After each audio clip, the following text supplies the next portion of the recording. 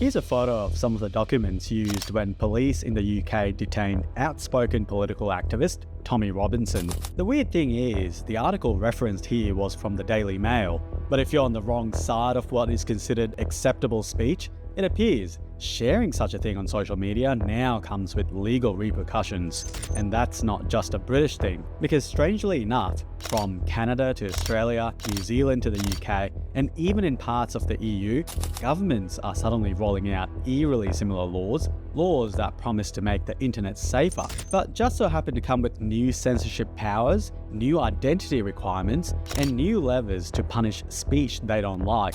And perhaps the biggest coincidence, if you could call it that, it all seems to be happening at the same time. We know a number of these countries are in managed decline, and in this instance, it's managed silence. The immediate question is, why now? Well, the wild west days of the internet are truly over. The internet was an experiment like no other, and for many, it had become too dangerous. So they basically get children addicted to getting attention from other people. They use filters, likes, etc., beautification filters that enhance your self-image. And after 2 decades in decline, the mental health of teen girls, high depressive symptoms, there's an image here that they'll be able to show, went up 170%. Politicians point to terrorism and violent extremism, mentioning horrific events like the live-streamed Christchurch massacre as proof that online freedom has deadly consequences. They warn that encryption helps criminals hide and anonymity breeds violence. Then came the pandemic. Suddenly, governments declared war on what they called an infodemic, blaming misinformation for deaths and hospitalizations. Officials quietly began pressuring tech companies to remove or bury posts challenging lockdowns, questioning pandemic measures, or simply disagreeing with official narratives. But perhaps the strongest weapon governments have is fear for children. Phrases like protecting our kids instantly justify sweeping new powers. Laws supposedly designed to prevent online grooming or cyberbullying become Trojan horses, quietly slipping in rules that strip anonymity from adults and force all users to show their digital papers at the door. And yes, this includes even little things like searching on Google. Ironically, there's also democracy itself. After Donald Trump got elected in 2016, every Western government suddenly decided fake news could bring down democracy overnight. Now, social media must not only police terrorism and viruses, but also vaguely define threats to democratic integrity. Anything labeled misinformation, real or imagined, faces swift censorship. And recently, a new boogeyman arrived. Artificial intelligence, deepfakes, fake news, AI-generated misinformation, all conveniently pushing governments to demand even more power to monitor, scan, and control your online conversations. So what does all of this actually look like in practice? Well, let's start with Twitter. In 2018, Canadian feminist Megan Murphy was permanently banned for calling a biological male he. That was it. One tweet was enough for a permanent suspension. And it wasn't simply company policy. Thanks to the Twitter files, we now know governments were working behind the scenes, sometimes outright demanding that platforms suppress stories they didn't like. From pandemic debates to Hunter Biden's laptop, entire narratives disappeared with a few back-channel emails. Moderators at Twitter even joked they were becoming an FBI subsidiary. In the UK today, over 12,000 people are arrested each year for what they post online. That's 33 people a day arrested under laws that punish grossly offensive or malicious messages. To put that in perspective, Russia reported fewer than 1,000 prosecutions last year under its laws. A prime example of this was Lucy Connolly, who was sentenced to over 2 years in prison for what the judge called inciting hatred, a message she posted from her phone, now labelled a criminal act. Australia isn't far behind. The E-Safety Commissioner here, an unelected official, has already issued hundreds of takedown orders, some of them targeting content posted outside Australia. One platform reportedly removed content within 24 hours of receiving a warning just to avoid million-dollar fines. From Australia to Canada, from the UK to the EU, these new internet safety laws all look remarkably and eerily similar. Different countries, supposedly different priorities, yet somehow they've all landed on the exact same tools for controlling speech online. Take the UK's Online Safety Act, for instance. Platforms are now legally responsible for proactively finding and removing content deemed harmful. Even if it's perfectly legal speech, failure to remove it quickly enough can trigger massive fines, up to 10% of the company's global revenue. The EU has introduced an almost identical policy through its Digital Services Act, complete with fast takedown deadlines and mandatory risk assessments. In Canada, the government proposed laws where harmful posts had to vanish within 24 hours, or else platforms would face enormous penalties.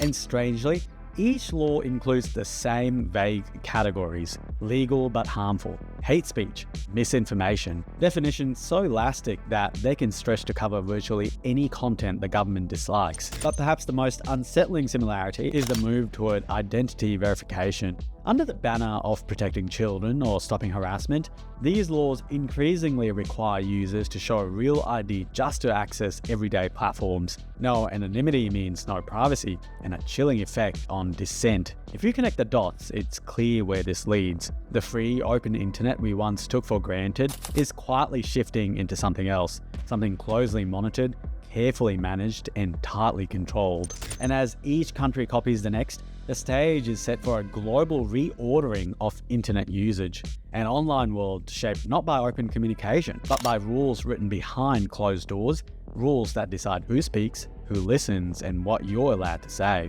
That's exactly why I use Proton VPN and why I think you should too. They're based in Switzerland, outside the reach of US, EU, UK, and Australian law. They don't keep logs and are built by the same team behind Proton Mail. When the UK passed its surveillance laws, Proton VPN became the #1 app on the App Store.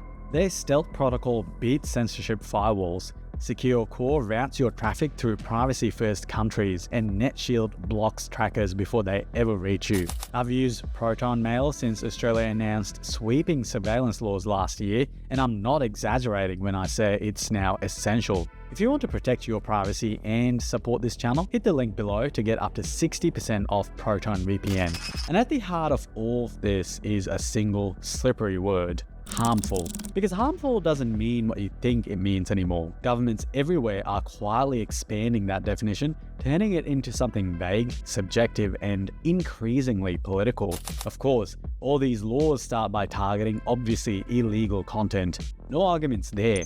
But then comes the shift, the introduction of legal but harmful content. Material that's perfectly legal to read or say offline, but suddenly dangerous enough online to justify immediate censorship. The UK's Online Safety Act famously started with a category explicitly called legal but harmful, targeting content that fell short of criminality but was still seen as dangerous. After a backlash, they narrowed it slightly for adults, but for minors, the definition remains as wide and vague as ever.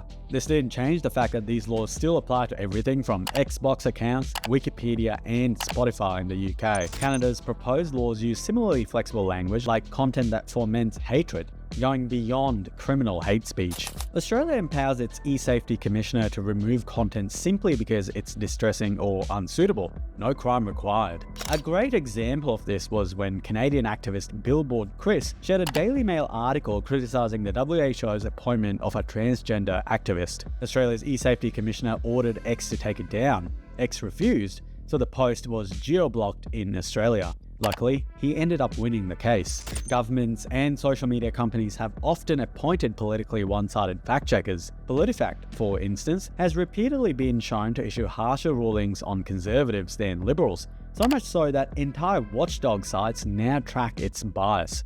Snopes once fact-checked a satirical Babylon Bee article about CNN, labeling the obvious joke as false, which Facebook then used to suppress the post, something rarely done to left-leaning satire. From criticizing migration policy, biological sex, election issues, and more, this symbiotic relationship between governments and platforms is quietly rebuilding the internet into a space where only what they deem acceptable is allowed to exist. I've personally experienced the consequences of these slippery definitions, from videos getting geo-blocked in Australia to even simple videos on what other people have said getting demonetized by YouTube. So what kind of future does this all point to? Not a cartoonish dystopia where jackboots storm your home for a meme. No, what's coming is much quieter and far more effective. It's the boiling frog. Turn up the heat just slowly enough and the frog never jumps out of the pot. That's what this is. The internet still looks open. You can post, comment, share. But underneath, the water is getting warmer. Content is shadowbanned instead of deleted. Videos aren't censored, they're just deboosted. And algorithms quietly decide who sees what, with governments and trusted partners pulling the levers behind the scenes. Bit by bit, the friction grows. Dissent becomes exhausting. You think twice before posting because you're tired. And slowly, without fanfare, people stop speaking. That's the endgame. Not a dictatorship, but managed silence. A digital world where the illusion of freedom remains, but the substance is long gone. Unless, of course, we jump out of the pot. Hey, you made it to the end. As always, don't forget to subscribe, turn on notifications, and give the video a thumbs up. It really helps. A massive thank you to all my channel members and Patreon supporters. You're the reason I can keep making content like this. If you want to support the channel, consider joining the crew. Just hit the join button below or head over to Patreon. Even a small pledge goes a long way, and I would genuinely love to have you on board. Thanks for watching, and I'll see you in the next one.